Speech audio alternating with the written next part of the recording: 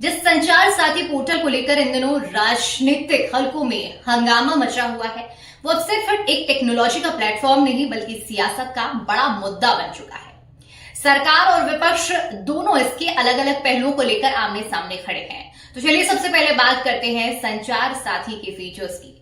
दरअसल सरकार की ओर से जो दावा किया जा रहा है उसमें कहा जा रहा है कि ये पोर्टल टेलीकॉम यूजर्स को सुरक्षा देने के उद्देश्य से बनाया गया है। इसका मकसद सिर्फ फर्जी सिम कार्ड पर रोक लगाना, गुम हुए मोबाइल फोन को ट्रेस करना और संदिग्ध मोबाइल गतिविधियों पर नजर रखना है। सरकार का कहना है कि संचार साथी ऐप के जरिए हर मिनट औसतन 6 मोबाइल कनेक्शन ब्लॉक किए जा रहे हैं। ये वो सिम कार्ड बताए जा रहे हैं जो या तो गलत पहचान पर गए हुए हैं या फिर जिनका इस्तेमाल संदिग्ध गतिविधियों में किया जा रहा है। इसके अलावा सरकार का यह भी दावा है कि पोर्टल पर गुम हुए मोबाइल फोन को ढूंढने का जो काम है वो इस ऐप के जरिए और भी ज्यादा तेजी से किया जा रहा है। अब कुछ आंकड़े भी आपके सामने रखते हैं जो कि पेश किए गए हैं संचार साथी ऐप के जरिए और उसकी मदद से। कहा जा रहा है आंकड़ों के मुताबिक कि करीब 2 मिनट में 3 मोबाइल फोन की पहचान कर उन्हें ट्रेस किया जा रहा है, जिससे आम लोगों को राहत मिलने की बात कही जा रही है। सरकार इसे डिजिटल सुरक्षा की दिशा में एक बड़ा कदम मान रही है और उनका तर्क है कि फर्जी सिम कार्ड और चोरी हुए मोबाइल जो कि आज साइबर अपराध, ठगी और अपराध की बड़ी वजह बन चुके हैं, उन्हें संचार साथी ऐप के जरिए इन पर लगाम लगाने में मददगार साबित हो सकता है। लेकिन वहीं अगर आप इस पूरे मुद्दे पर सियासत की बात करें तो विपक्ष इन दावों को लेकर सरकार पर सवाल खड़े कर रही है। विपक्ष का कहना है कि सरकार जो आंकड़े पेश कर रही है उसकी स्वतंत्र जांच होनी चाहिए और पारदर्शिता बहुत ज्यादा जरूरी है। विपक्ष ये भी पूछ रहा है कि क्या आम नागरिकों की निजता पूरी तरह से सुरक्षित है? क्या किसी मोबाइल कनेक्शन को ब्लॉक करने से पहले स्पष्ट और मजबूत प्रक्रिया को अपनाया जा रहा है? इसके साथ साथ विपक्ष का ये भी कहना है कि तकनीक का इस्तेमाल जरूरी है, लेकिन उसके साथ साथ जवाबदेही और निगरानी और नाराजगी भी उतनी ज्यादा अहम हो जाती है। अब ये तो बात हुई विपक्ष की, लेकिन अब हम आपको बताते हैं कि आम लोगों के लिए इसका इस्तेमाल कैसे है। दरअसल सरकार के मुताबिक संचार साथी पोर्टल पर जाकर कोई भी व्यक्ति अपने नाम पर जारी मोबाइल कनेक्शनों की जानकारी ले सकता है और अगर कोई नंबर अनजान या संदिग्ध लगता है तो उसे रिपोर्ट भी इस पोर्टल के जरिए किया जा सकता है।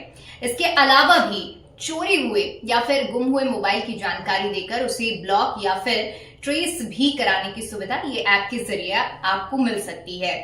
तो एक तरफ जहां पर आजकल इतने ज्यादा डिजिटल फ्रॉड हो रहे हैं, साइबर फ्रॉड से बचने के लिए ये ऐप सरकार का तथ्य है कि ये बनाई गई है, लेकिन दूसरी तरफ ये पहलू भी सामने आ रहे हैं जिसमें कहा जा रहा है कि ये जो ऐप है ये इनबिल्ड अगर किसी के मोबाइल फोन में आती है तो विपक्ष ने इसमें आरोप लगाया है कि किसी भी तरह का कोई भी इसमें स्पष्टीकरण नहीं दिया गया है और इसे सीधा सीधा डेटा लीक और लोगों की प्राइवेसी पर एक गहरी चोट के तौर पर विपक्ष से देख रहा है।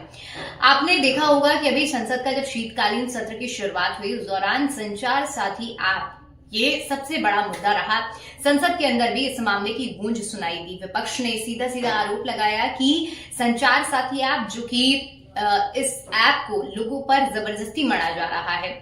ये भी आपको बता दें कि संचार साथी ऐप जिस तरह से अभी हमने आपको बताया कि किस तरह से लोगों के लिए काम कर रहा है, तो अब जब कोई भी मोबाइल फोन है उसमें बताया जा रहा था कि ये जो ऐप है ये इनबिल्ट आएगा, लेकिन इस पर जिस तरह से विरोध हुआ, विरोध के बाद हमने देखा कि केंद्रीय मंत्री तक इस पूरे मामले पर स्पष्टीकरण देने के लिए सामने आए थे। उनकी ओर से बताया गया था कि किस तरह से ये ऐप काम कर रहा है और जो विपक्ष है वो भ्रम फैलाने का काम कर रहा है। लेकिन कुल मिलाकर अगर देखें तो आज के समय में जिस तरह की साइबर फ्रॉड हो रहे हैं और डिजिटल तरीके से लोगों को चोट पहुंचाने का काम किया जा रहा है, ऐसे में जरूरी तो है कि इस तरह की गतिविधियों पर रोक लगाई जाए। लेकिन बड़ा सवाल यही है कि जो विपक्ष आवाज उठा रहा है कि इस ऐप के जरिए लोगों का डेटा लीक हो रहा है, प्राइवेसी के साथ मजाक हो रहा है, तो उस पर भी कोई ना कोई स्पष्टीकरण दिया जाना चाहिए ताकि अगर ये ऐप अच्छा है, लोगों के लिए फायदेमंद है, तो ये आगे बढ़ाया जाए इसकी सुविधा।